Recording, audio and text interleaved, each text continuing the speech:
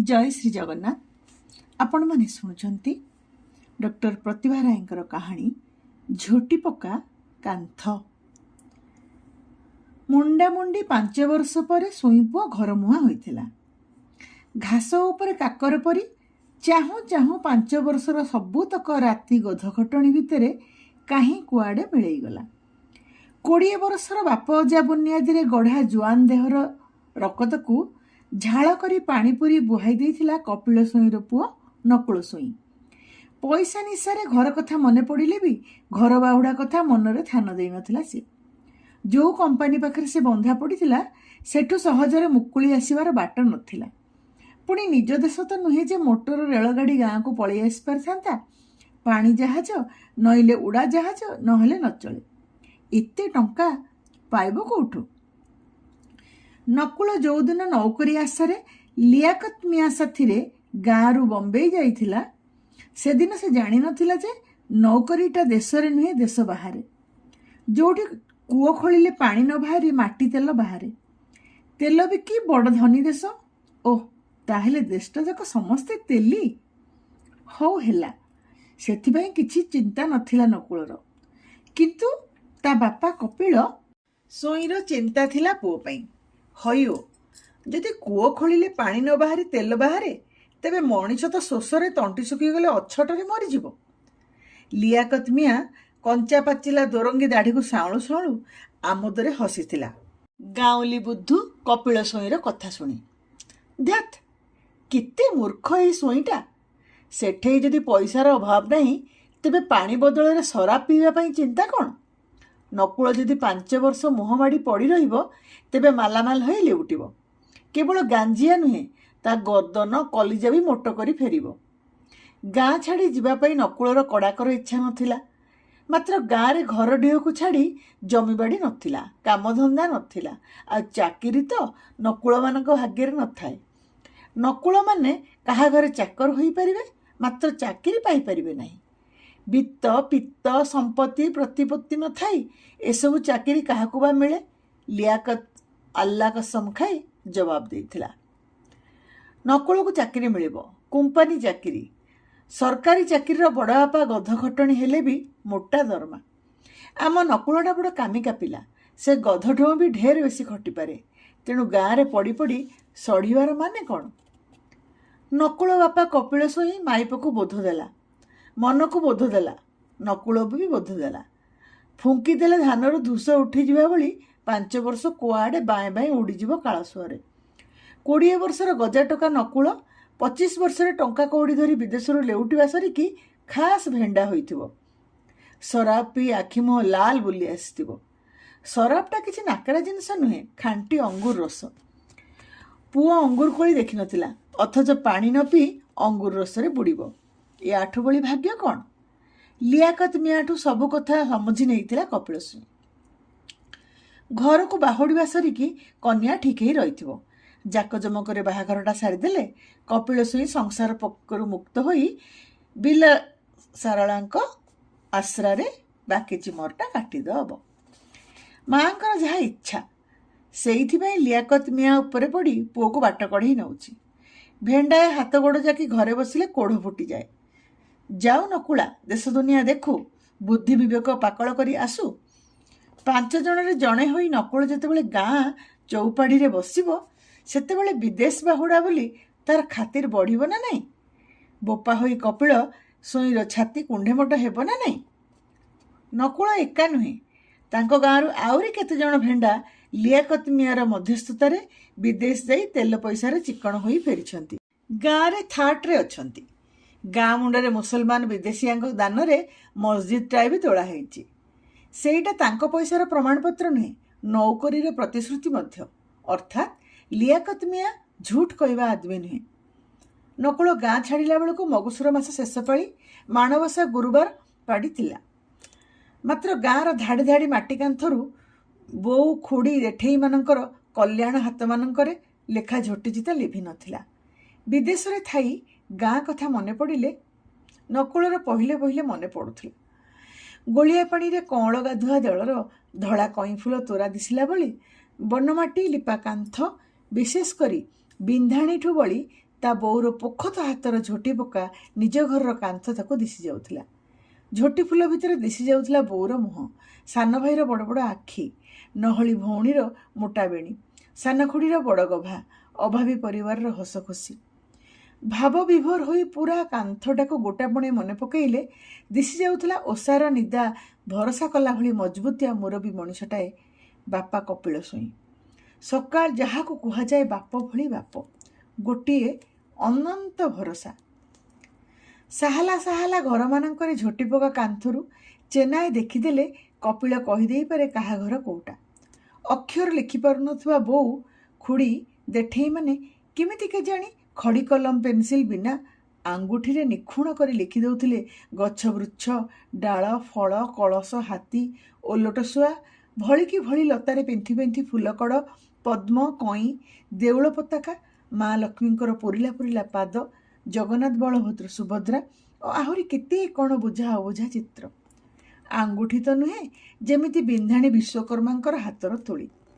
ଯେତେବେଳେ କାହା କାନ୍ଥର ଚିତା ଭରସା ହେବ ବୋଲି ଡିବିରି ଆଲୁଅରେ ବାଦବୁଦିଆ ହୋଇ ରାତି ରାତି ଯୋଗୀ ଝୋଟି ଚିତା ଲେଖୁଥିଲେ ସାରା ଗାଁର ବୋଉ ଖୁଡ଼ି ଭାଉଜମାନେ, ସେତେବେଳେ ନକୁଳ ବି ରାତି ଗୁଜାର ହୋଇ ଅଳ୍ପଲୋକ ଆଖିରେ ଦେଖୁଥିଲା ସେହି ଅପୂର୍ବ ଝୋଟିକଳାର ପ୍ରତିଯୋଗିତାକୁ। କିନ୍ତୁ ମାଇପ ମନର ନିର୍ମଳ କଳ୍ପଲୋକରେ ସେ ପ୍ରତିଯୋଗିତାରେ ହିଂସା ଦ୍ୱେଷର ଚିହ୍ନବର୍ଣ୍ଣ ନଥିଲା। ଆପଣା କଳା କୌଶଳର ଚରମ ନିପୁଣତା ଫୁଟାଇବା ହିଁ ଥିଲା ଝୁଙ୍କ। ଆପଣା ପିଲାକୁ ମାଠିମୁଠି ତେଲ ହଳଦୀ ଦେଇ ଆଖିରେ କଜଳ, କପାଳରେ ଥୋପା ଦେଲାବେଳେ ପର ପିଲାର ମୁହଁ ପୋଡ଼ୁ ବୋଲି ମା ଭାବେ କି? ସେମିତି ନିଜ କାନ୍ଥକୁ ମାଠିମୁଠି ବନମାଟିରେ ଲିପାପୋଛା କରି ଅତି ଯତନରେ ଝୋଟି ପକାଇଲା ବେଳେ କେହି କ'ଣ କେବେ ମନ ଆସୁଥିଲା ପର କାନ୍ଥର ଚିତା ଝୋଟି ବାନ୍ଦର ହେଉ, ପର କାନ୍ଥ ଚୁଲିକି ଯାଉ? ନିଜ କପାଳରେ ସିନ୍ଦୁର ଟୋପା ଦେଲାବେଳେ ମାଇପିଟିଏ ଭାବିପାରେ କି ପର ମାଇପର କପାଳ ଫାଟୁ? ସଭିଏଁ ଏମିତି ଗୋଟିଏ ନିର୍ମଳ ବାଦବୁଦିଆରେ କଳସି ଲାଗିଲା ଭଳି ରାତି ରାତି ଲେଖିଲା ବେଳେ ଦିନଯାକର ହାଡ଼ଭଙ୍ଗା ଖଟଣି ଭୁଲି ଯାଉଥିଲେ। ନକୁଳ ଲକ୍ଷ୍ୟ କରେ ଯେତେବେଳେ ଝୋଟି ଚିତାରେ ସେ କାନ୍ଥଟା ପୁରିଯାଏ, ତା ବୋଉର ପାତଳ ସାନ ମୁହଁଟା ପୁନେଇ ଜହ୍ନ ଭଳି ଝଲସି ଉଠେ, ଯେମିତି ଦିଶେ ବୋଉ ମୁହଁ। ନକୁଳକୁ ପେଟେ ଖୋଇଦେଇ ତାର ମୁହଁ କାନିରେ ପୋଛି ପୋଛି ଦେଲାବେଳେ ଶେଷକୁ ଦେଖିଲା ବେଳକୁ ଏତେ ବାଦବୁଦିଆ ହୋଇ ଝୋଟି ଚିତା ଲେଖିବାର ଫଳ ହୁଏ ଏକୁ ଆରେକ ବଳି। ସରସା ନିରସା ଚାଲି ବାରିବାର ବାଟ ନଥାଏ। ସବୁତକ କାନ୍ଥର ଝୋଟି ସରସା, ଅଥଚ ସରସା ଭିତରେ ବି ହାତ କାନ୍ଥ ସବୁ ବାରି ହୋଇଯାଏ। ନକୁଳର ଖାଲି ଝୋଟିପକା କାନ୍ଥ ମନେ ପଡ଼େନି, ମନେ ପଡ଼େ ଚାଳ ଉପରେ ଲଟେଇଥିବା ଲାଉଡଙ୍କ, କଖାରୁ ଡଙ୍କର ଗଣ୍ଠିକେ କଷି, ମନେ ପଡ଼େ ଘର ଚାରିକତି ବାଡ଼ରେ ଲଟେଇଥିବା ପୋଇଲଟାରେ କଣ୍ଠିମାଳ ପରି ପେନ୍ଥି ପେନ୍ଥି ଜାମୁକଳିଆ ପୋଇଫଳ। ବୋଉର ଆକଟ ସତ୍ତ୍ୱେ ସେଥିରୁ ଥରେ ଦିଥର ତୋଳି ହାତ ପାପୁଲିରେ ରଙ୍ଗେଇଥିବା କଥା। ପୁଣି ମନେ ପଡ଼େ ଆପଣା ଲୋକ, ମୁହଁ, ସ୍ନେହ, ଜୀବନ ଦିଆଦି ଭାବ। ମନେ ପଡ଼େ ଗାଁକୁ ପହରା ଦେଲା ଭଳି ଆକାଶକୁ ମୁଣ୍ଡ ଟିକେ ଠିଆ ହୋଇଥିବା ଅସଂଖ୍ୟ ନଡ଼ିଆ ଗଛର ଚାମର ବୁଲାଉଥିବା ନେଳି ନେଳି ବାହୁଙ୍ଗାମାନଙ୍କର କେଳି କୌତୁକ। ମନେ ପଡ଼େ ହଂସୁଆ ନଈର ଚଇତି ଜୁଆରରେ ଦୋଳି ଖେଳି ଖେଳି ଭାସି ଯାଉଥିବା ହୁଲି ଡଙ୍ଗା, ପାଚିଲା ଧାନରେ ମୋଟେଇ ଯାଇଥିବା ଗର୍ଭିଣୀ ବିଲ, ଅନାଦି କାଳର ଅମର ଲଡ଼ୁ ଖାଇଥିବା ମଶାଣୀ ଦାଢ଼ର ତାଳବଣ, ଡେବିରି ବାହୁରେ ଡେଉଁରିଆ ପରି ଗାଁ ମୁଣ୍ଡର ରକ୍ଷା କବଚ ଭାଗବତ ଗାଦି, ଆଉ ଭର ଭର ସଦାବିହାରୀ ଫୁଲରେ ବାରମାସୀ ମଉଛବ ପାଳୁଥିବା ଚାଳଛପର ଗୋବର ଲିପା ପବିତ୍ର ମାଟିଘର ନିପ୍ରା ସ୍କୁଲ, ଯେଉଁଠି ଅକ୍ଷର ବ୍ରହ୍ମଙ୍କୁ ଭଜିଥିଲା, 25 ଖନ୍ଦା ପଣିକିଆ ପାଣି କରିଦେଇଥିଲା, ଯୁକ୍ତାକ୍ଷର ସାଧିଥିଲା, ଆଉ ନିଜକୁ ହଡ଼ା ବଳଦମଣି ରଚନା ଲେଖିଥିଲା। ମାଷ୍ଟ୍ର କ୍ଲାସରେ ନଥିବା ବେଳେ ଛକିଶୁନ ଖେଳୁଥିବା ଓ ଆହୁରି କେତେ କ'ଣ ପଢ଼ିଥିଲା, ଯାହା ଜୀବନର ଗୋଲକଧନ୍ଦା ଭିତରେ ବାଟବଣା ହୋଇ ହେଜରୁ ହେଜିଗଲାଣି। ନିପ୍ରାରୁ ଉପ୍ରାକୁ ଡେଇଁଲା ପରେ ଉପ୍ରାରୁ ହାଇସ୍କୁଲକୁ ଡେଇଁଥିଲା ନକୁଳ, ମାତ୍ର ଏରୁଟି ବନ୍ଧରେ ଝୁଣ୍ଟିଥିଲା, କାରଣ ହାଇସ୍କୁଲ ଘର ଭିତରକୁ ପାଦ ବଢ଼େଇବା ଯାହା ସବୁ ଲୋଡ଼ା ସେସବୁ ଥିଲା ତା ବୋପାର ସାଧ୍ୟ ବାହାରର କଥା। ସେଥିପାଇଁ ନକୁଳର ମନରେ ଦୁଃଖ ନଥିଲା। ତାରି ଭଳି କେତେ କେତେ ନକୁଳଙ୍କର ନିପ୍ରା ଉପ୍ରା ହେଉଛି ଜ୍ଞାନ ମନ୍ଦିର ଶିଖର। ବରଂ ଗାଁର ଶହ ଶହ ଶ୍ରୀଅକ୍ଷର ବିବର୍ଜିତ ନିରକ୍ଷରଙ୍କ ଭିତରେ ନକୁଳ ଥିଲା ପାଠୁଆ। ଇଂରାଜୀରେ ସେ ନାଁ ଗାଁ ଲେଖିପାରେ, ଇଂରାଜୀ ଶବ୍ଦ ବ୍ୟବହାର କରି କଥା କହିପାରେ। ସେ ଗଜମୂର୍ଖ ନୁହେଁ ବୋଲି ତ ଦେଶରେ ସୀମା ଡେଇଁ ବିଦେଶରେ ନୌକରି କରିପାରିଲା। ଘରମୁହାଁ ବଳଦ ପରି ନକୁଳର ମନଟା ଗାଁ ଦିଗରେ ଯେତେ ବେଗରେ ଉଡ଼ୁଥିଲା, ମଣିଷ ଉପରେ ମଣିଷକୁ ଖୁନ୍ଦାଖୁନ୍ଦି କରି ଗର୍ଭିଣୀ ମାଇପଙ୍କ ପରି ଗୋଟାଏ ପଟକୁ ବାଙ୍କି ଯାଇ ବସ୍ଟା ସେତେ ବାଟରେ ସେତେ ବେଗରେ ଚାଲୁନଥିଲା। ଠାକୁଠା ସେ ପୁଣି ଅଣ୍ଟା ଧରି ଠକି ଯାଉଥିଲା, ଆଉ ଝଲକାଏ ବାନ୍ତି ଉଚ୍ଛାଳ କଲା ପରି ଯାତ୍ରୀମାନଙ୍କୁ ପେଟରୁ କାଢ଼ି ରାସ୍ତା ଉପରେ ଥୁକି ଦେଉଥିଲା। ନକୁଳର ସିଆଡ଼କୁ ନିଘା ନଥିଲା। ତାର ନିଘା ଥିଲା ରାସ୍ତା କଡ଼ର ଗଛ ବୃକ୍ଷ ଆଉ ଚିହ୍ନଟ କରି ଯାଇଥିବା ଘରଦ୍ୱାରମାନଙ୍କ ଉପରେ। ରାସ୍ତା କଡ଼ଟା ଖାଁ ଖାଁ ଲାଗୁଥିଲା। ଦିହକୁ ଦିହ ଲଗେଇ ଡାଳରେ ଡାଳ ଛନ୍ଦି ପତରରେ ପତର ଛୁଆଁଛୁଇଁ ହୋଇ ମୋଟର ସାଥିରେ ରାସ୍ତାର ଦୁଇପଟେ ପଛୁଆ ଦୌଡ଼ୁଥିବା ପୂର୍ଣ୍ଣାଙ୍ଗ ଗଛଗୁଡ଼ାକ କୁଆଡ଼େ ଉଭାନ ହୋଇଯାଉଥିଲେ। ନକୁଳ ତ ଭାବିଥିଲା ଗଛଗୁଡ଼ା ଅନାଦି କାଳର, ଆଉ ବଞ୍ଚି ବି ରହିବେ ଅନନ୍ତ କାଳ ଯାଏଁ। ଗାଁଟା ଯେତେ ପାଖ ହେଉଥିଲା ଚତୁର୍ଦିଗ ସେତେ ଫାଙ୍କା ଦିଶୁଥିଲା। କାଁ ଭାଁ ଦିଶୁଥିବା ନଡ଼ିଆ ଗଛଗୁଡ଼ା ପୋଖରୀ ବନ୍ଧରେ ଥୋପ ବନ୍ଧା ହୋଇଥିବା ବନିଶୀ ଖାଡ଼ି ଭଳି ବଙ୍କି ଯାଇ ବେଢଙ୍ଗ ଦିଶୁଥିଲେ।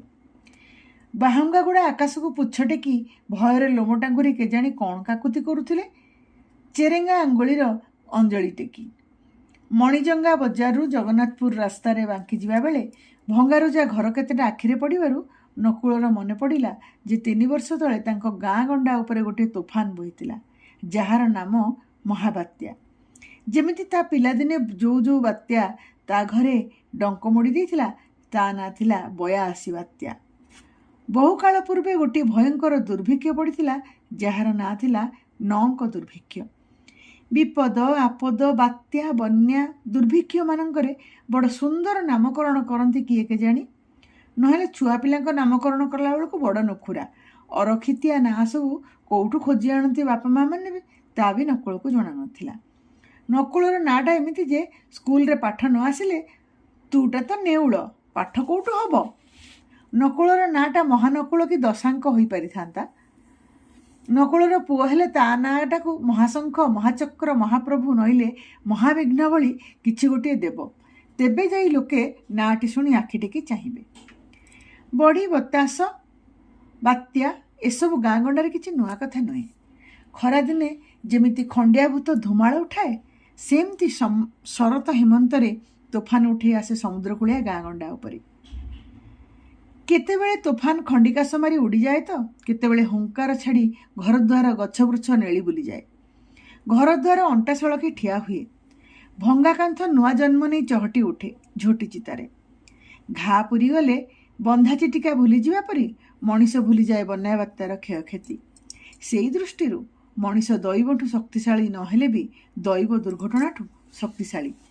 ନକୁଳ ସ୍ୱଇଁ ଯେଉଁ ତେଲ ଖଣିରେ କାମ କରୁଥିଲା ସେଠି ଓଡ଼ିଆ ଖବରକାଗଜ ମିଳେନି। ଯଦି ମିଳୁଥାନ୍ତା ତେବେ ପଢ଼ିବାକୁ ତର ନଥିଲା ନକୁଳର। ରେଡ଼ିଓ ଟେଲିଭିଜନ ତା ହାତ ପାଆନ୍ତାରେ ବି ନଥିଲା। ତେବେ ଲୋକ କୁହାକୁହି ହେଉଥିଲେ ଯେ ଓଡ଼ିଶାର ସମୁଦ୍ରକୂଳିଆ ଗାଁ ଗଣ୍ଡା ଉପରେ ମହାବାତ୍ୟାଟିଏ ବହିଯାଇ ଘୋର କ୍ଷୟକ୍ଷତି କରିଛି। ତେବେ କ୍ଷୟକ୍ଷତିର ଭରଣା ପାଇଁ ସାରା ପୃଥିବୀରୁ ଅଜାଡ଼ି ହୋଇ ପଡ଼ିଥିଲା ରିଲିଫ୍। ଲୋକେ ଯାହା ଖାଇନଥିଲେ ପିନ୍ଧିନଥିଲେ ସେସବୁ ତାଙ୍କୁ ମିଳିଥିଲା। ନକୁଳ ଭାବିଥିଲା ତେବେ ଚିନ୍ତା କାହିଁକି, କିନ୍ତୁ ଥରେ ଗାଁ ଆଡ଼େ ବୁଲି ଆସିବା ପାଇଁ ମନ ଡହଳ ବିକଳ ହୋଇଥିଲା। ମାତ୍ର ତାକୁ ଛାଡ଼ୁଛି କିଏ? ଲିଆକତ ମିଆଁ ଆଗୁଆ ଟଙ୍କା ନେଇ ତା ବାପାକୁ ଦେଇଥିଲା ବୋଲି ମ୍ୟାନେଜର କହିଥିଲେ। 5 ବର୍ଷ ପୁରିଲେ ବାକି ଟଙ୍କା ଧରି ନକୁଳ ଘରକୁ ଫେରିବା ଛଡ଼ା ଅନ୍ୟ ଗତି ନଥିଲା। ନକୁଳ 5 ବର୍ଷରେ ଅନ୍ତତଃ 15 ଖଣ୍ଡ ଚିଠି ଲେଖି ମ୍ୟାନେଜରଙ୍କ ହାତରେ ଘରକୁ ପଠାଇଥିଲା। ମାତ୍ର ଖଣ୍ଡେ ହେଲେ ଉତ୍ତର ପାଇନଥିଲା। ତା ଚିଠି ସବୁ ପହଞ୍ଚିଥିଲା କି ନା ତା ମଧ୍ୟ ଜାଣିବାର ଉପାୟ ନଥିଲା। ବାତ୍ୟା ଖବରଟା ପାଇଁ ନକୁଳ ଦିନେ 2 ଦିନ କନ୍ଦାକଟା ବି କରିଥିଲା। ମାତ୍ର ମ୍ୟାନେଜର ବୋଧ ଦେଇଥିଲେ ଯେ ଲିଆକତ ମିଆଁ ସହ ଫୋନରେ କଥା କହି ସେ ଗାଁ ଖବର ପାଇଥିଲେ। ବାତ୍ୟାଟିକୁ କୁଆଡ଼େ ମନ୍ତ୍ରତନ୍ତ୍ର ବଳରେ ସମ୍ଭାଳି ନେଇଥିଲେ ଓଡ଼ିଶା ସରକାର। 3ଟା ଓସ୍ତାଦ ତାନ୍ତ୍ରିକ ସରକାରଙ୍କର ଅନ୍ଦରମହଲରେ ବସି ପବନପୁତ୍ର ହନୁମାନଙ୍କୁ ପୂଜା କରିଥିଲେ ବାତ୍ୟାଟାକୁ ବାଏଁ ବାଏଁ ବଙ୍ଗଳାଦେଶରେ ଉଡ଼େଇ ଦେବା ପାଇଁ। ତାନ୍ତ୍ରିକ କଥା ଦେଇଥିଲେ ଯେ କଳିର ରାଜୁତିକୁ ଶେଷ କରିବାକୁ ଦେବେ ନାହିଁ। ମାଳିକା ବଚନ ଅନୁଯାୟୀ ଏରସାମାଠି କଳିଯୁଗ ଶେଷ ବେଳା ଉପସ୍ଥିତ ହୋଇଥିଲା। କିନ୍ତୁ ସେମାନେ ଏପରି ଭୋଗରାଗ ଦେଇ କଳିକୁ ସନ୍ତୁଷ୍ଟ କରିଥିଲେ ଯାହାଫଳରେ 99 ବାତ୍ୟାଟା ଏରସାମାର ଗାଁ ଗଣ୍ଡାରୁ କଳିଯୁଗଟାକୁ ଶେଷ କରିଦେବାରେ ବିଫଳ ମନୋରଥ ହୋଇ ଘୋର କଳିକାଳକୁ ଘନଘୋର କରି ଛାଡ଼ି ଯାଇଥିଲା ବାତ୍ୟା ବିଧ୍ୱସ୍ତ ଅଞ୍ଚଳରେ।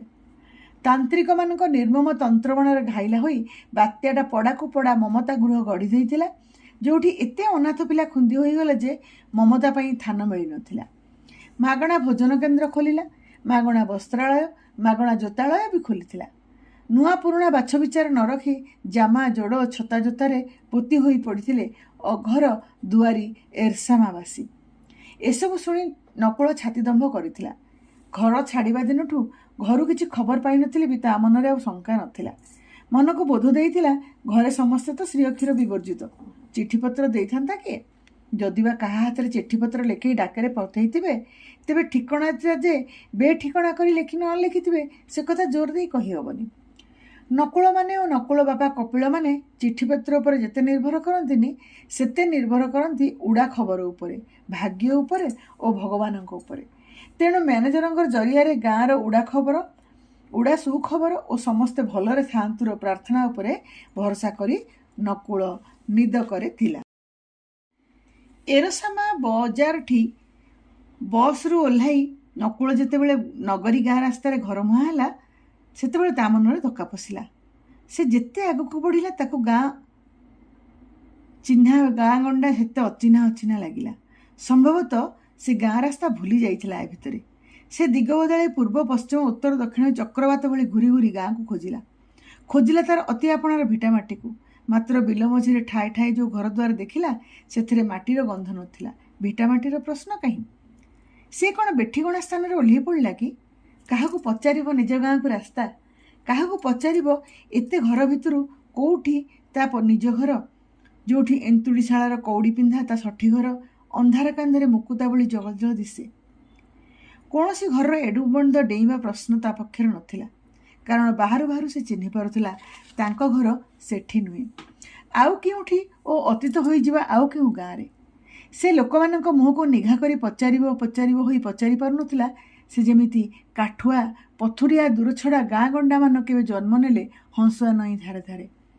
ଦିନେ ଯେଉଁଠି ଝୋଟିପକା କାନ୍ଥ ସବୁ କୁଆଁରକୁ ନେଇ ଜହ୍ନଲ ଫୁଲ ବଉଳ ବେଣୀ ଠାଣିରେ କଟିରେ କଟି ଛୁଆଇଁ ଠିଆ ହୋଇଥିଲେ, ଏଇ ଆମରି ଗାଁର ଗୁଣୁ ଗୁଣୁ ସଙ୍ଗୀତ ଗାଇ କୁଆଡ଼େ ଗଲା ତାଙ୍କର ମାଟି କାନ୍ଥ ଉପରେ ଝୋଟି ଉପରେ ବୋଉ ହାତର ଟିପ ଚିହ୍ନରେ ଲେଖା ଘର ଠିକଣା? କୁଆଡ଼େ ଉଭେଇଗଲା ନଡ଼ାଛପର ଚାଳ, ମଥାନ ଉପରେ ଲାଉଡଙ୍କ, କଖାରୁ ଫୁଲ, ପାଣି କସିରୁ ମୁହଁ କାଢ଼ି ଚାହୁଁଥିବା ଅନନ୍ତ ଭବିଷ୍ୟତ? କୁଆଡ଼େ ଗଲା କୁଟୁମ୍ବଦାରିଆ ଘରର ଖଞ୍ଜା ଭିତରର ଆତ୍ମୀୟଜନଙ୍କ ରୋଳ? କୁଆଡ଼େ ଗଲା ବିଦେଶ ଫେରନ୍ତା ପୁଅର ବାଟ ଚାହିଁ ବସିଥିବା ବୋଉର କଲ୍ୟାଣୀ ନଈରେ ଧୋଇ ଦେଉଥିବା ଓଦା ଆଖି? ନକୁଳ କାହାରିକୁ ଚିହ୍ନି ପାରୁନଥିଲା। ନକୁଳକୁ ବି କେହି ଚିହ୍ନି ପାରୁନଥିଲେ, କିମ୍ବା ଚିହ୍ନିବା ପାଇଁ ତର ନଥିଲା କାହାର, କିମ୍ବା ଚିହ୍ନି ଲାଭ ନାହିଁ। ଗଣିତରେ ଜାଣିଶୁଣି ବାଟ ଆଡ଼େଇ ଚାଲିଯିବାର ବାସ୍ତବତା ଥିଲା ଶେଷ କଥା। ନକୁଳ ଅଳ୍ପ ଅଳ୍ପ ଦାଢ଼ି ବଢ଼ାଇଥିଲା, ସଫା ସାର୍ଟ ପ୍ୟାଣ୍ଟ ପିନ୍ଧିଥିଲା, ପାଦରେ ଜୋତା, ଡାହାଣ ହାତରେ ସୁଟକେସ୍, ବାଁ ହାତରେ ଭାରି ବ୍ୟାଗ୍, ଆଖିରେ କଳା ଚଷମା। ନକୁଳର ଗାଁକୁ ଚିହ୍ନି ନ ପାରିବାର ଆନମନା ବିବ୍ରତପଣିଆ ଥଙ୍ଗ ଚାଲି, ଆବାକାବା ଚାହାଣୀ ପ୍ରମାଣ କରିଦେଉଥିଲା ଯେ ନକୁଳ ଏ ମାଟି ସହ କେତେ କାଳରୁ ସମ୍ପର୍କ ନାହିଁ। ସେ ବାହାରର ଜଣେ ମଣିଷ, କେଉଁ ବେସରକାରୀ ସ୍ୱେଚ୍ଛାସେବୀ ସଂସ୍ଥାର ଲୋକ କିମ୍ବା ସରକାରୀ ଲୋକ, ତାହା ହିଁ ଲୋକଙ୍କୁ ତା ପାଖରେ ଦଣ୍ଡେ ନିମିଷେ ଅଟକାଇ ଦେଉଥିଲା। ତା ପାଇଁ ସେମାନଙ୍କ ପାଖରେ ଥିଲା ହିସାବୀ ପ୍ରଶ୍ନ କେତୋଟି। କେଉଁଠୁ ଆସିଛ? କେଉଁ ସ୍ୱେଚ୍ଛାସେବୀ ସଂସ୍ଥାରୁ? ସରକାରୀ ନା ବେସରକାରୀ? କି ସାହାଯ୍ୟ ଆଣିଛ? ଗାଡ଼ି କେଉଁଠି ଅଛି? ଆମ ଗାଁବାଲା କିଛି ପାଇନାହାନ୍ତି, ସବୁ ଉପରେ ଉଭା ନେଇଗଲା। ନକୁଳ ମୁଣ୍ଡ ହଲାଇ ନାହିଁ କରୁଥିଲା ଯେ ସେ ସାହାଯ୍ୟ କରିବାକୁ ଆସିନି, ସାହାଯ୍ୟ ମାଗୁଛି। ତାକୁ ତା ଭିଟାମାଟିକୁ ଚିହ୍ନେଇ ଦେବା ପାଇଁ ସେ ହାତ ଯୋଡ଼ି କାକୁତି କରୁଛି। ନକୁଳ ଯଦି କିଛି ସାହାଯ୍ୟ କରିବାକୁ ଆସିନି ତେବେ କି ଲାଭ ତା ପାଇଁ କଥା ଖର୍ଚ୍ଚ କରି, ସମୟ ନଷ୍ଟ କରି? ବାତ୍ୟା ପରଠୁ ଏମିତି କେତେ ଲୋକ କେତେ ଖଞ୍ଜରେ କେତେ ବେଶରେ ନିଜ ନିଜ ଉଦ୍ଦେଶ୍ୟ ନେଇ ଏ ଅଞ୍ଚଳକୁ ଆସୁଛନ୍ତି। କିଏ ଫଟୋ ଉଠେଇବା ଛାପିବା ପାଇଁ ତ, କିଏ ତାଙ୍କ ଦୁଃଖ ବିପଦକୁ ନେଇ ଗପ କବିତା ବିବରଣୀ କରି ଛାପୁଛି। ଛାପିଲା ବାଲାର କିଛି ଲାଭ ଥିଲେ ଥିବ, ମାତ୍ର ଗାଁ ବାଲାର କଡ଼ାକର ଲାଭ ନାହିଁ। ଗାଁ ବାଲାଙ୍କ ପାଇଁ ଯଦି କିଛି ସାହାଯ୍ୟ ଆଣିଛ ଦେଶରୁ ବିଦେଶରୁ ବୈକୁଣ୍ଠପୁରୀରୁ, ତେବେ ସିନା କଥା କହି ଲାଭ। ନକୁଳ ଯଦି ସେମାନଙ୍କ ଭିତରୁ ଜଣେ ନୁହେଁ, ତେବେ ଯଦି କେଉଁ କପିଳ ସ୍ୱାଇଁର ଘର ଖୋଜୁଛି, ଝୋଟି ପକା ମାଟି କାନ୍ଥ ଖୋଜୁଛି, ଚାଳ ଉପରେ କଖାରୁ ଲାଉ ପାଣି କଖାରୁ ଡଙ୍କ ଖୋଜୁଛି, ତେବେ ସେ ବଦ୍ଧ ପାଗଳଟାଏ। ଆରେ କେତେ କେତେ କପିଳ ସ୍ୱାଇଁ ହଜି ଯାଇଛନ୍ତି, ତାଙ୍କ ମଲା ମୁହଁ ବି କପିଳ ସ୍ୱାଇଁ ବଞ୍ଚିଛି। କିଏ ରୋକ୍ ଠୋକ୍ କଥାଟା ଛିଣ୍ଡେଇ ଦେବ ଯେ ନକୁଳ ସ୍ୱାଇଁ ମରିଯାଇଛି ବୋଲି? ସରକାରଙ୍କ ପାଖରେ ବି ମୃତକମାନଙ୍କ ସଠିକ୍ ତାଲିକା ନାହିଁ। ପୁଣି ଏ ଲୋକଟା ସହରିଆ ଭଳି ଦିଶୁଥିଲେ ବି ମାଟି କାନ୍ଥ ଉପରେ ଝୋଟି ଚାଳ ଛପର ଘର କାହିଁ ଖୋଜୁଛି? ମୂର୍ଖଟା କ'ଣ ଜାଣିନି ମାଟି କାନ୍ଥ ମଣିଷର ମରଣ ଯନ୍ତା ବୋଲି? ए टोका कौन एजाबत जानी जे दी बखरा इटा कांथ सिमेंट छातर तैयारी होइतिबा इंदिरा आवास में केते राजनीति केते जालियाती चली अंचल में। तुच्छा बेकार टोकाटाए खाली टैक्सीटे धरी किए जाऊला अहिराज बेदीपड़ा को गाड़ी अटकई पचारा बाबू कुआड़े जीव आग को रास्ता बड़ खराब चली पार ना तमर जा इच्छा हे गाड़ी भड़ा देव। नकुल चतुर्दिग को चाहिला दिगंत विस्तारी धान खेत दिग्विजय को माटीठू अलगा कर मुंडुली बुलाई आनी नड़िया गछ सब उभान हो जाइछि माटीरू माटी आ आकाश मझिरे जोठी चित्रपट भली शोभा पाउथिले गछवृक्ष बणबुदा आ झोटीपका कांथर सान सान गाँ से सब शून्य जेमिति आकाश आ पृथ्वी भितर केवल दिगरेखा छड़ा आउ किछि केबे भी नथिला। गाड़ी वाला को पचारला एगुड़ा कि घर ऑफिस ना स्कूल नाई नाई एगुड़ा होछि गाँ सबु गुड़ाक इंदिरा आवास जड़े लोकर एते घर गोटे ना। नकुल काबा हो चाहिला पृथ्वी आ आकाश मझिरे श्रीहीन कंकाल भली ठिया होइतिबा दुई बखुरिया नलिया दुर्बलिया निरक्तिया पाणीचिया रंगबला मनीष को हीनस्था करदेला भली दिशुवा घर मानू जार ना इंदिरा आवास। तेबे कौन नकुल गाँ बात्यारे उड़ी जाइछि अन्य को थाना को।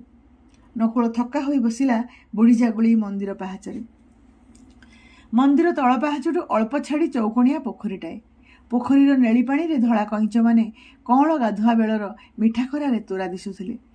कई फूल बदली नहीं तार हस अभिमान लुह किछि भी तो बदली नहीं। तेबे गाँ गुड़ा केमती बदली गला मनीष गुड़ा केमती बदली गले। एई नुआ कई फूल मानक भितरे अतीतर से कई फूल मानक मुह दिशुछि जो मुहरे अतीतर भालुकुणी माने जक जक दिशुथिले अथच आज ए गाँ गंडारे आतजात हेउथुबा मनीष मानक मुहरे आगर मनीष मानक मुह कहीं झलसी उठुनी।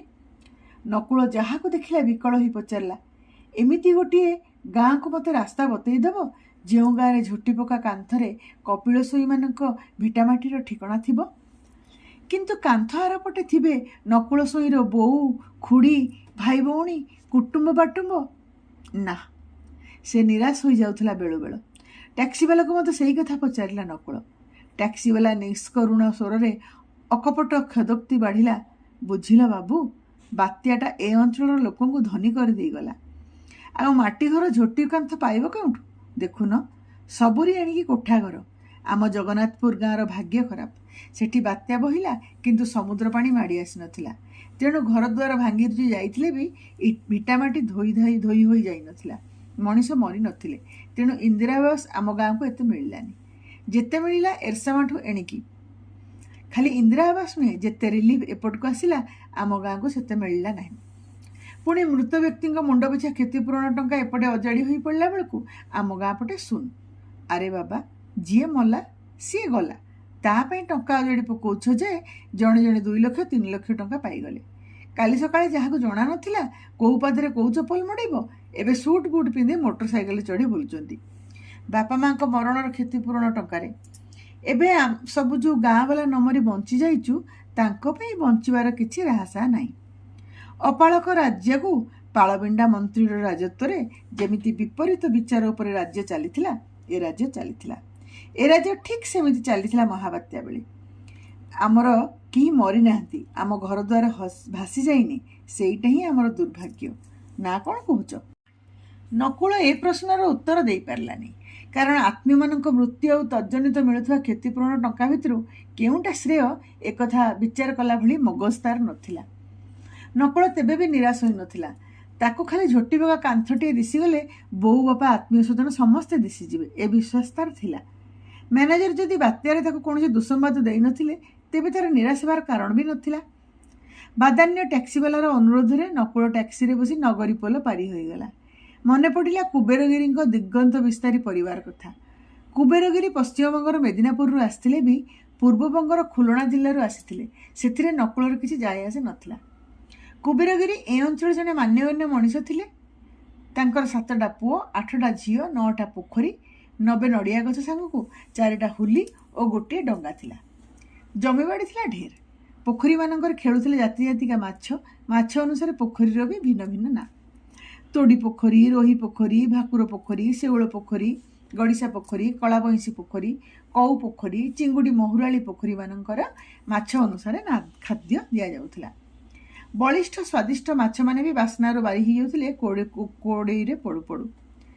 କୁବେରଗିରି ବଡ଼ ଅତିଥିପରାୟଣ ବି ଥିଲେ।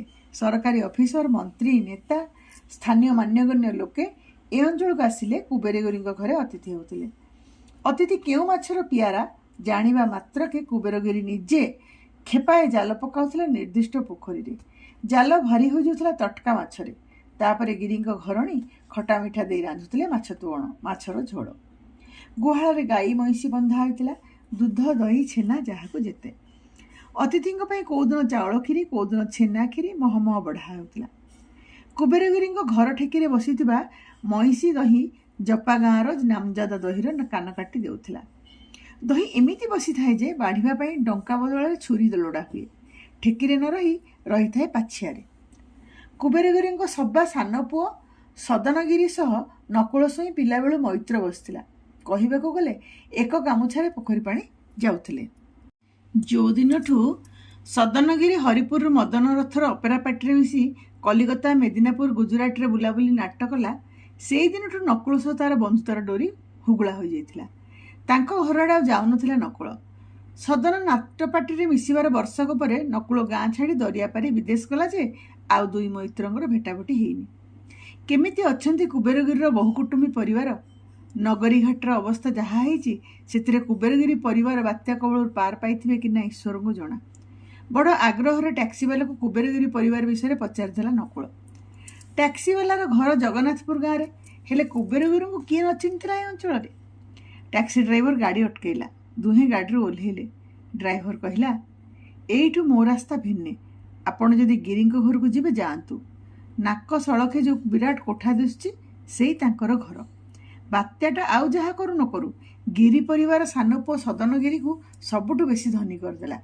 ସମସ୍ତଙ୍କର 2 ବଖରିଆ ଇନ୍ଦିରା ଆବାସ, ମାତ୍ର ଗିରିଙ୍କ 8 ବଖରିଆ କୋଠାକୁ ଦେଖ।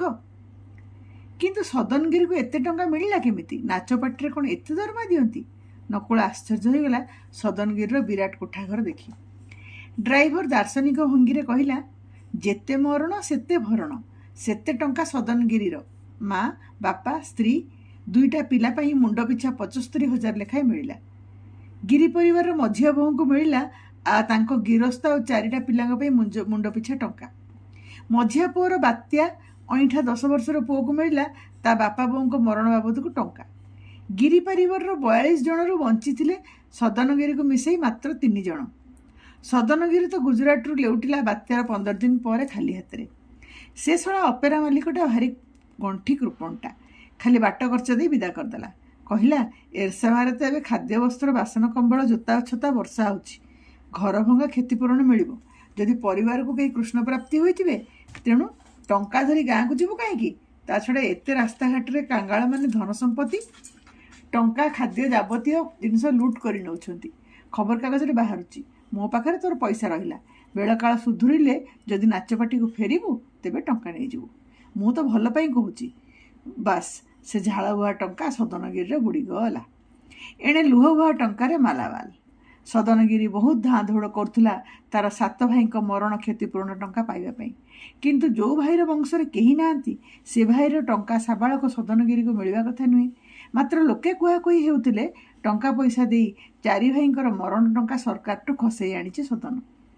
ଏତେ ବଡ଼ ଚିଙ୍ଗୁଡ଼ି ଘେରି କରି ବାହାରକୁ ମାଛ ଚାଲାଣ କରୁଛି। ଯେଉଁ 2 ଭାଇଙ୍କର ପିଲା ଓ ସ୍ତ୍ରୀ ବଞ୍ଚି ଯାଇଛନ୍ତି ତାଙ୍କର ଟଙ୍କାର ମାଲିକ ବି ହେଇଛି ସଦନଗିରି। ସେମାନଙ୍କୁ ସଦନର ସ୍ତ୍ରୀ ଗୋତି କରି ରଖିଛି। ବୁଝିଲ ବାବୁ, ଏଠି ଅନାଥ ପିଲାମାନଙ୍କର ଦୁଃଖ କହିଲେ ନ ସରେ। ଯିଏ ତ ମଲା ଗଲା, ଯିଏ ନାବାଳକ ଥାଇ ବଞ୍ଚିଗଲା ତାକୁ ପଇସା ଲୋଭରେ ଦାଦା, ମଉସା, ମାମୁଁ ମୋ ପିଲା କହି ଭିଣୁଛନ୍ତି। ତାଙ୍କ ବାପା ମାଙ୍କ ମରଣ ଟଙ୍କା ମିଳିଯିବା ପରେ ପିଲାଗୁଡ଼ାକ ଗୋତି। ଓଃ, ନକୁଳର ମୁଣ୍ଡ ବଜ୍ରାଘାତ ପରି ଚକ୍ରପାତ ପରି ଘୂରିଲା। କଙ୍କାଳ ଭଳି ହାଁ କରି ଠିଆ ହୋଇଥିବାର ଗଢ଼ା ହୋଇଥିବା ଏହି ଇନ୍ଦିରା ଆବାସ ମାନେ କ'ଣ ସତକୁ ସତ ଗୋଟିଏ ଗୋଟିଏ ବାତ୍ୟାରୁ ରକ୍ଷା ପାଇବେ ତା ତଳେ ମୁଣ୍ଡ ଗୁଞ୍ଜିଥିବା ମଣିଷମାନଙ୍କୁ? ସଦନଗିରିଙ୍କ ଭଳି ବଡ଼ କୋଠା ପିଟିଥିବା ହୃଦୟହୀନ ଅଭିଭାବକମାନେ କ'ଣ ସତରେ ଶାନ୍ତି ସନ୍ତୋଷରେ ଭୋଗ କରିପାରିବେ ବାପା ଭାଇଙ୍କ ମରଣ ଯୋଗୁଁ ପାଇଥିବା ଏତେ ଗୁଡ଼ିଏ ଟଙ୍କାକୁ? ନକୁଳକୁ ଝଟ୍ କରି ଦିଶିଗଲା ଯେ ଯେଉଁ ଘରର କାନ୍ଥରେ ଝୋଟିଚିତା ନାହିଁ, ଲାଉ କଖାରୁ ଲଟେଇ ନାହିଁ, ସେ ଘର ଭିତରେ ସରାଗ ନାହିଁ, ହୃଦୟର ଘେନାଘେନି ନାହିଁ। ଦୈବୀ ବିପତ୍ତିରୁ ଆତ୍ମରକ୍ଷାର ନାଁ ଜୀବନ ନୁହେଁ, ସେ ଆତ୍ମରକ୍ଷା ବି ଗୋଟିଏ ପ୍ରବଞ୍ଚନା। ସାନ ପିଲାଙ୍କୁ ଭଙ୍ଗା ଖେଳନାରେ ଫଟାସ୍ୱର ବଜାଇ ମନ ବହଲାଇବା ଯାହା, ବାସହୀନ ଲୋକଙ୍କ ମୁଣ୍ଡରେ ପରେ କାମଚଳା ଇନ୍ଦିରା ଆବାସ ତାହା। ଅଥଚ ତାରି ପାଇଁ ଲୋକଙ୍କ ଭିତରେ ଗାଁ ଭିତରେ ଆଉ ସ୍ନେହ ସୌହାର୍ଦ୍ଦ୍ୟ ବି ନାହିଁ। ସେଥିରେ ପୁଣି କୋଠା ଘର ଥାଇ ଇନ୍ଦିରା ଆବାସ ଟଙ୍କା ଲୋକଙ୍କୁ ମିଳିଛି, ମୁଣ୍ଡ ଉପରେ ଚାଳ ନଥାଇ ଲୋକଙ୍କୁ ଇନ୍ଦିରା ଆବାସ ଟଙ୍କା ମିଳିନି। ଚାଳ ନଥାଇ ସବୁଥିରେ ବାଟମାରଣା, ଲାଞ୍ଚ, ମିଛ, ଅସାଧୁତା, ହୃଦୟହୀନତା। ମହାବାତ୍ୟାଟା ନିଜେ ଏଡ଼େ ହୃଦୟହୀନ ନଥିଲା, ତାଠୁ ବେଶୀ ହୃଦୟହୀନ କରିଦେଇଛି ଏ ଗାଁ ଗଣ୍ଡାର ମଣିଷମାନଙ୍କୁ, ଟାଉଟର, ଅଫିସର ସମସ୍ତଙ୍କୁ। ନକୁଳକୁ ଦିଶିଗଲା ଚମ୍ପା, ଖୁଲଣା, ହେମ, ବାସନ୍ତୀ, ଗଙ୍ଗା ଆଦି ଝିଅମାନଙ୍କର ହୃଦୟଭରା ମୁହଁଟିମାନ। ଯେମିତି ସେମିତି ଗୋଟିଏ ଝିଅକୁ ସେ ସ୍ୱପ୍ନ ଦେଖୁଥିଲା, ତେଲଖଣିର ଗଧଘଟଣୀ ଭିତରେ। ମନେ ପଡ଼ୁଥିଲା ସୁନା ଭାଉଜ, ମଲ୍ଲି ଭାଉଜ, ରେଣୁ ଭାଉଜ ଆଦିଙ୍କ ସ୍ନେହ ସରସର ମୁହଁ। ସେମାନେ କିଏ କେଉଁଠି ଅଛନ୍ତି ନକୁଳକୁ ଜଣା ନାହିଁ, କିନ୍ତୁ ଯେଉଁଠି ବି ଥାଆନ୍ତୁ ହୃଦୟହୀନ ହୋଇ ବଞ୍ଚି ନଥାନ୍ତୁ ବୋଲି ନକୁଳ କାମନା କରୁଥିଲା। ଟ୍ୟାକ୍ସିଟା ତା ବାଟରେ ଚାଲିଗଲାଣି କେତେବେଳୁ। ସଦନଗିରିର କୋଠାଘର ଆଡ଼େ ଯାଇ ଲାଭ କ'ଣ? ପଶ୍ଚିମ ପାଖ ରାସ୍ତା ଦାଢ଼କୁ ଲାଗି ଦିଶୁଛି ଗୋଟିଏ ବଖୁରିଆ ମାଟି ଘର। ଚିକ୍କଣ ହୋଇ ନଡ଼ିଆ ବାହୁଙ୍ଗାରେ ଛପର ହୋଇଛି ନିଚାଣିଆ ମାଟି କାନ୍ଥକୁ ଆଦରରେ କୋଳେଇ ଧରିବା ପରି। କୋଟିନିଧି ପାଇଲା ଭଳି ନକୁଳ ମାଟି ଘର ଆଡ଼େ ପାଦ ବଢ଼େଇଲା। ଯଦି ସେ କାନ୍ଥରେ ଝୋଟିଚିତା ପଡ଼ିଥିବ, ତେବେ ତାର ବିଶ୍ୱାସ ହେବ ଯେ ଏ ଅଞ୍ଚଳଟା ବିବାକ ହୃଦୟହୀନ ହୋଇଯାଇପାରେ ନା। ମାତ୍ର ପାଖକୁ ଯାଇ ନକୁଳ ନିରାଶ ହେଲା। ମାଟି କାନ୍ଥରେ ଝୋଟିଚିତା ଲେଖା ନଥିଲା, କିନ୍ତୁ ସେଇ ବଖୁରିଆ ଘରର ଅଗଣାରେ ଯେଉଁ କିଶୋରୀଟି ଗହବା ବାଳ କେଶର ନୁଖୁରା ବେଣୀ ଅଗରେ ସଜଫୁଟା ଧଳା କଇଁଫୁଲ ଝୁଲାଇ ବସିଥିଲା, ତାର ସରଳ ନିଷ୍ପାପ ମୁହଁଟା ଝୋଟିଚିତାଠାରୁ ବେଶୀ ସରସ କରିଦେଲା ନିରାଶାରେ ବୁଡ଼ି ଯାଉଥିବା ନକୁଳକୁ। କିଶୋରୀଟିର ମାଆର ନିର୍ଲିପ୍ତ ଚାହାଣୀ ନକୁଳକୁ ଅତିକ୍ରମ କରି ଦୂର ଦିଗନ୍ତରେ ନିବଦ୍ଧ ଥିଲା। ତା ପାଇଁ ନକୁଳ ଯେମିତି ଥିଲା ଗୋଟିଏ ଶୂନ୍ୟସ୍ଥାନ। ନକୁଳର ଉପସ୍ଥିତିରେ ତାର ଲାଭ କ୍ଷତିର ପ୍ରଶ୍ନ ନାହିଁ, ଏମିତି ଯେମିତି ତାକୁ ଜଣାଥିଲା। ନକୁଳ ପ୍ରଶ୍ନ କଲା, ତମକୁ ଇନ୍ଦିରା ଆବାସ ମିଳିନାହିଁ? ତମର କିଏ ମାଟି ଘର? ସେଇଟା ଆମର ଭାଗ୍ୟ, କାରଣ ଆମେ ଏଠିକି ବାତ୍ୟା ପରେ ଆସିଛୁ। ଆଗରୁ କେଉଁଠି ଥିଲ? ମେଦିନାପୁରଠି। ସେଇ ମୋର ଶାଶୁଘର, ମାତ୍ର ବାପଘର ଏଇ କିଆଦାରେ। ମେଦିନାପୁରରୁ କାହିଁକି ଆସିଲ? ସେଠି ଖଟି ଖାଇବାକୁ ହୁଏ, ବଡ଼ ପେଟ କଷ୍ଟ। ଏପଟେ ବାତ୍ୟା ପରେ ଢେର ରିଲିଫ୍ ବଣ୍ଟା ହେଲା, ଖାଦ୍ୟ ବଦଳରେ କାମ ମିଳୁଛି ବୋଲି ଶୁଣାଗଲା। ତା ଛଡ଼ା ମୋ ବାପା ମା ବାତ୍ୟାରେ ମରିଯିବା ଯୋଗୁଁ 1.5 ଲକ୍ଷ ଟଙ୍କା ଭାଇକୁ ମିଳିଲା। ଭାବିଲୁ କାମ ମିଳିବ, ଖାଦ୍ୟ ମିଳିବ, ବାପା ମାଙ୍କ ମରଣ ଧନରୁ କିଛି ଝିଅ ଭାଗରେ ପଡ଼ିବ। ମାତ୍ର ନୃଶଂସ ଭାଇଟା ଟଙ୍କା 100ଟା ବି ଦେଲାନି, ରିଲିଫ୍ ବି ଆଶାନୁରୂପ ମିଳିଲାନି। ଏବେ ଦୁଃଖ ଧନ୍ଦା କରି ଚଳିବାକୁ ହେଉଛି।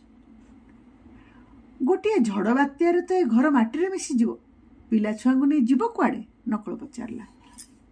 ଚଟ୍ କରି କିଶୋରଟି ଉଲ୍ଲସିତ ସ୍ୱରରେ କହିଲା, ତେବେ ଭଲ ହେବ, ଇନ୍ଦିରା ଆବାସ ଘର ଆମକୁ ବି ମିଳିଯିବ। ଏଠି ତ ସବୁ ବର୍ଷ ଝଡ଼ ବାତ୍ୟା ହେବାର କଥା, କିନ୍ତୁ ଏ ଜାଗା ତ ତମର ନୁହେଁ, ତମେ କ'ଣ ଏ ଜାଗା କିଣିଛ? ନକୁଳର କଣ୍ଠରୁ ଏକଥା ସରିଛି କି ନାହିଁ ଫଁ କିନା ହସିଦେଲା କିଶୋରୀର ମା। ଜେରା କଲା ଭଳି ପ୍ରଶ୍ନ କଲା, ଏଠି ଯେତେ ସବୁ ଘର ଦେଖୁଛ କିଏ କିଣିଥିଲା ଜାଗା? ସବୁ ତ ବେଆଇନ ଦଖଲ। ରହୁ ରହୁ ରହିଗଲେ, ନେତାମାନେ ଭୋଟର ଲିଷ୍ଟରେ ନାଁ ଚଢ଼େଇ ଚିରିଗୁଟି ଧରିଦେଲେ। ବାସ୍, ତମେ ଭୋଟ ଦେଲେ, ଏ ଅଞ୍ଚଳର ବାସିନ୍ଦା ହେଲ, ଜଙ୍ଗଲ କାଟି ଜମି ଆବାଦ କଲ। ତମେ କେଉଁଠୁ ଆସିଛ ଯେ ଏକଥା ଜାଣିନ? ମୁଁ ପରା ଏଇ ମାଟିର ଜନ୍ମ। ମୋ ବାପା ବି ବଙ୍ଗଳାଦେଶର ଖୁଲଣା ଜିଲ୍ଲାରୁ ଏମିତି ଆସି ଜମି ଆବାଦ କରିଥିଲା, ଏକର ଏକର ଜମି। ଭାଇ ଏବେ ସେ ଜମିର ମାଲିକ, ଇନ୍ଦିରା ଆବାସ ପାଇଛି। ମୁଁ ତ ଦେଲା ନାରୀ ହେଲା ପାରି। ନକୁଳ ଛାଟିପିଟି ହୋଇ ପାଦ ଫେରାଇଲା ମାଟି ଅଗଣାରୁ। କିଶୋରୀ ଝିଅଟା ବେଣୀ ଅଗର କଇଁଫୁଲକୁ ହାତରେ ଏପଟ ସେପଟ କରୁ କରୁ ପଚାରିଲା, କୋଉଠୁ ଆସିଲ ବାବୁ? ଯିବ କୋଉଠିକି? ଆଉ ଏଠି ମାଟି ଘରଟି ମାନ କାହାର ଅଛି ଜାଣ କି ଝିଅ? ମୁଁ ମାଟି ଘର ଥିବା ଗାଁ ଖୋଜୁଛି। ନକୁଳ ସ୍ନେହ କଟାକ୍ଷରେ ଝିଅଟିର କଅଁଳ ମୁହଁଟି ସାଉଁଳେଇ ଦେଇ ପଚାରିଲା। ଝିଅଟି କହିଲା, ବିବାକ ମାଟି ଘର ଥିବା ଗାଁ? ତମେ ଆଉ ଏଠି ପାଇବନି ବାବୁ। ତେବେ ବି 1 କିଲୋମିଟର ଆଗରେ ଅଛି ବଡ଼ ମାଟି ଘରଟାଏ, ମମତା ଗୃହ। ଯିବ ଯଦି ଯାଅ। ମମତା ଗୃହ? ବାଃ, ତେବେ ତ ସେଠି ସ୍ନେହ ସରାଗର ଅଗଣାଟିଏ ଥିବ, ଯୋଉଠି ପାଲାଏ ମମତାର ଚକାମୁହଁରେ ଖେଳୁଥିବେ। ସେଠି କିଏ ସବୁ ଅଛନ୍ତି? ଆକୁଳ ଆବେଗରେ ପଚାରିଲା ନକୁଳ। ଝିଅଟି କହିଲା, ମମତା ନା ଫମତା? ଛି, ସେଠି ଆଉ ଯାହା ପାଇବ ପଛକେ ମମତା ଆସିବ କୋଉଠୁ?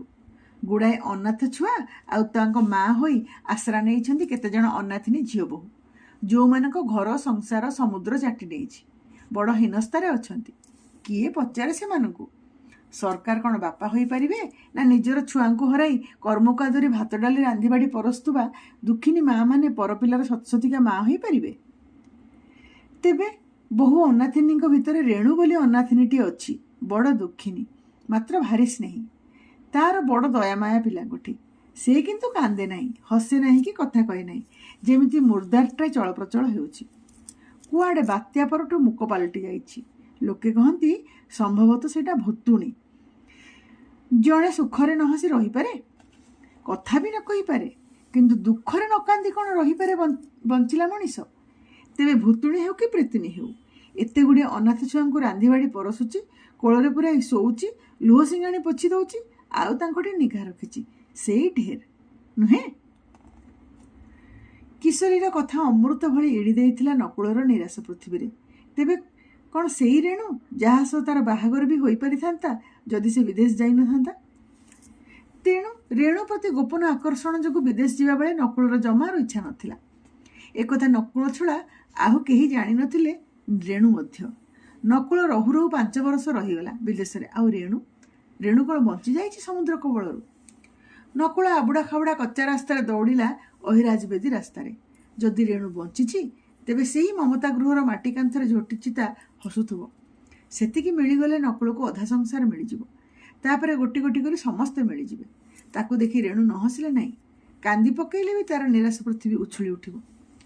ମମତା ଗୃହର କାନ୍ଥରେ ଝୋଟିଚିତା ନଥିଲା କି ଚାଳରେ ଲାଉ ଡଙ୍କ କଖାରୁ ଡଙ୍କ ନଥିଲା। ପରିତ୍ୟକ୍ତ ଗୋରୁ ଗୁହାଳ ଭଳି ମାଟି ଘରଟା ବିକୃତ ଦିଶୁଥିଲା। କେତେଟା ଲଙ୍ଗଳା ଦରଲଙ୍ଗଳା ପୃଷ୍ଟିହୀନ ଛୁଆ ବୁଲା କୁକୁର ଛୁଆ ଭଳି ଉଦ୍ଦେଶ୍ୟହୀନ ଭାବେ ବୁଲୁଥିଲେ ଘର ଆଗରେ। ତାଙ୍କୁ ନିଘା କରି ହାତରେ ଗାଲ ଦେଇ ଦର ବୁଢ଼ୀ ଭଳି ଦିଶୁଥିବା ଯେଉଁ ବୟସର ଥିଲା ବିଧବା ମାଇପିଟି ଦୂର ଅତୀତକୁ ଚାହିଁ ଠିଆ ହୋଇଥିଲା, ତାକୁ ଦେଖି ନକୁଳ ବିଳାପ କଲା ଭଳି କହି ପକେଇଲା, ଓଃ, ରେଣୁର ଇଏ କି ରୂପ! ନକୁଳର ଆର୍ତ୍ତନାଦରେ ଚମକି ଉଠି ବିଧବାଟି ନକୁଳକୁ ବକ ବକ ହୋଇ ଚାହିଁ ରହିଲା। ଇନ୍ଦିରା ଆବାସ ଭଳି ରେଣୁର ସରାଗବଳା ମୁହଁଟା ଏବେ କାଠୁଆ ନିଷ୍କରୁଣ ଦିଶୁଥିଲା। ନକୁଳର ବିଶ୍ୱାସ ହେଉଥିଲା ସେ ରେଣୁକୁ ନୁହେଁ, ତା ମୁର୍ଦାରକୁ ଦେଖୁଛି। କାଣ୍ଡ ଜ୍ଞାନ ହରାଇ ନକୁଳର ରେଣୁର ପୁଙ୍ଗୁଳା ହତଶ୍ରୀ ହାତ ଦୁଇଟା ଜାବୁଡ଼ି ଧରି କୋହଭରା ସ୍ୱରରେ ପଚାରିଲା, ରେଣୁଲୋ, ତୁ କ'ଣ ସେଇ ମମତା ଗୃହର କାନ୍ଥକୁ ବନମାଟିରେ ଲିପି ପୋଛି ଆଉ ଥରେ ଝୋଟିଚିତା ଲେଖିପାରିବୁନି? ସତ୍ୟାନାଶିଆ ବାତ୍ୟା କବଳରୁ ତୁ ବଞ୍ଚି ଯାଇଛୁ, ସେତିକି କ'ଣ ଢେର ନୁହେଁ?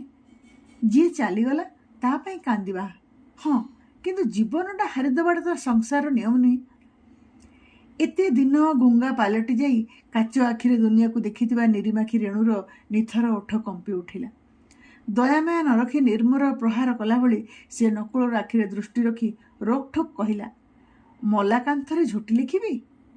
ଯାହା କହିବ ତା କରିବି। ଯେତେ କ୍ଷତିପୂରଣ ଟଙ୍କା ପାଇଛି ସବୁ ଅଜାଡ଼ି ଦେବି ତମଠି, ମାତ୍ର ମୋ ପୁଅ ଝିଅଙ୍କୁ ଖୋଜି ଆଣିପାରିବ? ମୋ ସ୍ୱାମୀର ଶବ ଦେଖିଛି, ମାତ୍ର ପିଲା ଦୁଇଟାଙ୍କର ପତ୍ତା ପାଇଲିନି। କେମିତି ବିଶ୍ୱାସ କରିବି ଯେ ସେମାନେ ମରିଯାଇଛନ୍ତି? ସେମାନଙ୍କୁ ନ ଦେଖି ମୁଁ ତ ଅନ୍ଧୁଣୀ ପାଲଟିଛି। ଝୋଟି ଲେଖିବା ପାଇଁ ଆଖି କାହିଁ? ଏତେ ଦିନେକେ ଅନ୍ଧୁଣୀ ଆଖିରୁ ହଂସୁଆ ନଈର ଲୁଣା ଜୁଆର ବନ୍ଧ ଭାଙ୍ଗି ବହୁଥିଲା ନକୁଳର ଜବ ପଡ଼ିଯାଇଥିବା ହାତ ଉପରେ। ନକୁଳ ନିଜେ ବିବାକ୍ ଅନ୍ଧ ହୋଇଯିବା ଆଗରୁ ରେଣୁର ହାତ ଉପରୁ ହାତ ଖସେଇ ଦେଲା। ଧନ୍ୟବାଦ। ମୋ ସହ ଯୋଡ଼ି ହୋଇ ରହନ୍ତୁ, ଆହୁରି ଅନେକ କାହାଣୀ ଶୁଣିବା।